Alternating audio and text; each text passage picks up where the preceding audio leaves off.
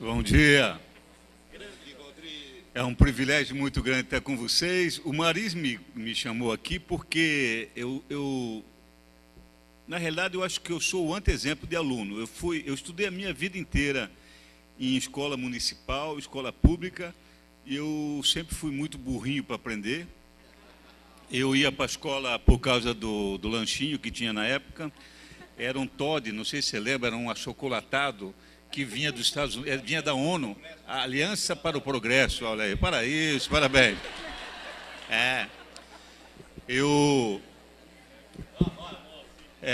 Exatamente, Aliança para... Pô, tinha esquecido. Eu nunca estudei em nenhuma escola particular, a não ser quando entrei na faculdade. Eu entrei na faculdade depois de casado, eu tive vocação tardia, porque eu parei no 2º grau e depois tive que fazer o supletivo, não aquele de frequentar aula, mas que hoje seria o ensino à distância.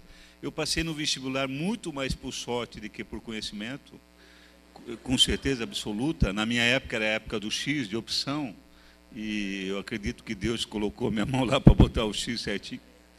E aí, quando entrei na faculdade, eu tive um professor que chamava Ivo Zanlorenzi. Você vê que os bons professores a gente lembra. Ele era padre, tinha 82 anos de idade, e ele dava aula como cristianizar o administrador, como o administrador pode ser mais cristão no seu trabalho. E a aula dele não tinha peso para a formatura, mas a aula dele tinha cara na janela tentando assistir a aula dele. Ele, com 80 e poucos anos, dava um show de aula. Exatamente, ele usava a parte teatral. E aí foi que eu me inspirei, aí fiz pós-graduação em marketing, me especializei em algumas coisinhas a mais e comecei a dar aula. Eu fiquei 2 anos como voluntário na Católica lá em Curitiba. Essas 2 horas que o Valdez fala, eu vi que a única maneira de eu conseguir dar aula numa católica, numa escola particular, era ser voluntário. Aí eu fiquei quase 2 anos trabalhando de voluntário. O que eu fazia?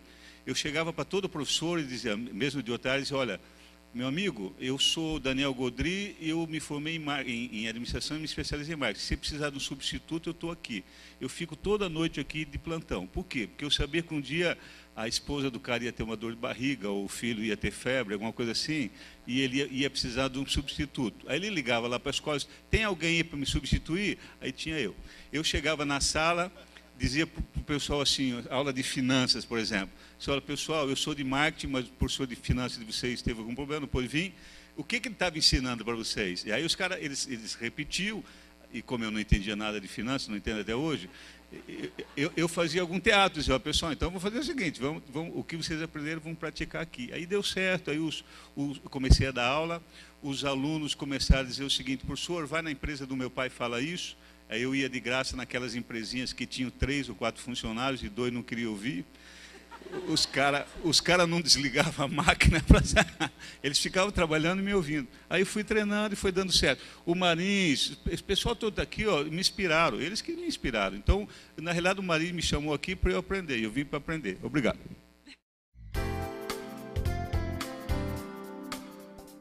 Pessoal, eu só quero aproveitar mais um minuto também, porque eu tenho problema, eu passei muita fome na vida, e quando chega meio-dia começa a me dar tremedeira.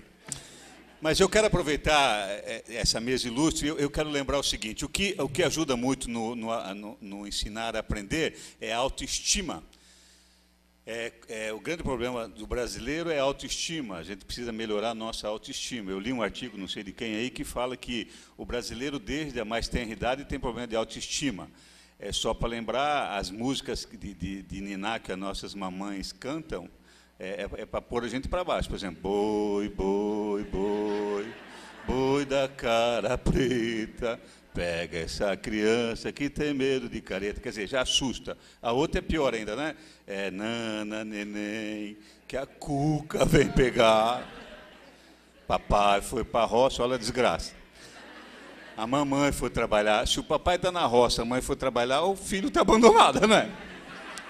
Mas o que o Maris me permitiu, o que eu quero falar é o seguinte, que a gente precisa ter autoestima, isso me ajudou muito, e eu espero que ajude você, e eu espero que você repasse isso para frente. O negócio que eu achei muito legal é que essa nota de R$100, e acredito, eu levei muito tempo para ver uma dessa, eu levei uma vida inteira para conhecer uma nota dessa. essa nota de R$100, ela é muito parecida com a nota de R$2.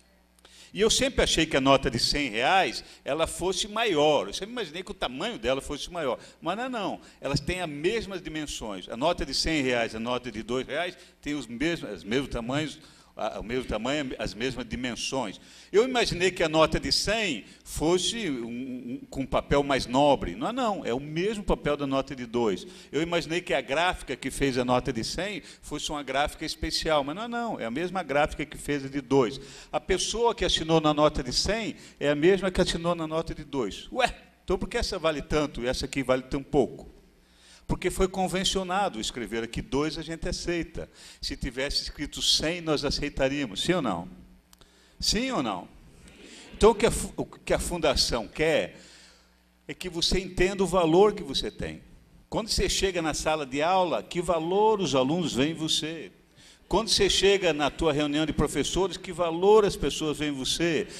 Quando você chega na tua casa, que valor as pessoas veem em você? Quando você vai pedir aumento de salário, que valor as pessoas veem em você? Então, o segredo é se valorizar. E outra coisa muito legal, se você me permitir mais um minuto, é que essa nota de R$10 antiga, ela vale a mesma coisa que uma nota de R$10 nova. Então, se você é novo, está começando a aula agora, está começando a lecionar agora, você não tem muita experiência, fique tranquilo. Você não precisa ter muita experiência, você tem que ter garra, força de vontade, aí você faz a diferença. Por outro lado, se você já está há muito tempo nesse negócio, se você já circulou por várias escolas, se você anda com medo de sair de circulação, fique tranquilo, você continua a ter o mesmo valor.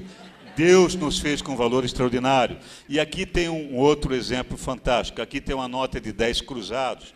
E essa nota de 10 cruzados, ela não tem valor comercial. Mas não é porque ela ficou velha. Ela perdeu valor comercial porque ela ficou desatualizada.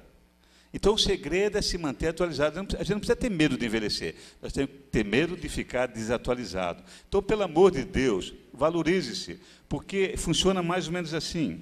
Se você amassar uma nota de R$100, ela continua valendo R$100.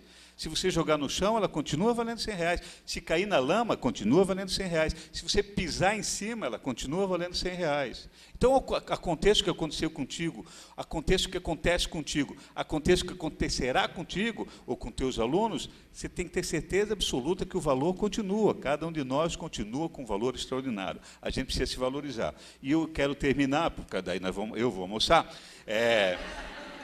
contando uma história que eu achei legal. Está circulando pela internet, eu achei muito legal. Diz que um aluno estava numa aula de primário, ele sentiu vontade de fazer xixi, estava com vergonha de pedir para a professora para sair, e, em resumo, moral da história, ele não aguentou mais, fez xixi. Quando ele percebeu, tinha uma poça d'água embaixo da carteira dele. E ele pensou, meu Deus, as coleguinhas vão rir, as menininhas vão rir, e eu estou acabado. O que eu vou fazer? Estava com o shortzinho todo molhado e tal. Quando ele viu a professora vir com aquele vasinho de flor, ou aquele pouquinho de água que o Polito falou que tem que ter, a professora, sem ninguém da sala perceber, ela veio continuando a aula dela. Quando chegou perto dele, ela fingiu que tropeçou e derrubou o vaso de água em cima deles. Puxa, desculpa, tal, não sei o quê. E ele saiu da aula agradecendo a vida inteira para ela, porque ela salvou ele de uma situação extraordinária, uma situação muito vergonhosa, que ele ia ser gozado o resto da vida, enquanto ele encontrasse os coleguinhas dele. Aí todo mundo saiu e até chamaram, alguns devem ter comentado com o outro, pô, a professora é desastrada mesmo, a professora é meia burrona, a professora não tem talento. E ele ficou no final chorando, beijou a professora e disse assim, a senhora me salvou a vida. Ela disse, eu sei disso, porque um dia eu também fiz xixi na minha calcinha. Então, fique com Deus e à tarde vai ser melhor, não vai? À tarde vai ser melhor. Obrigado, até mais, obrigado.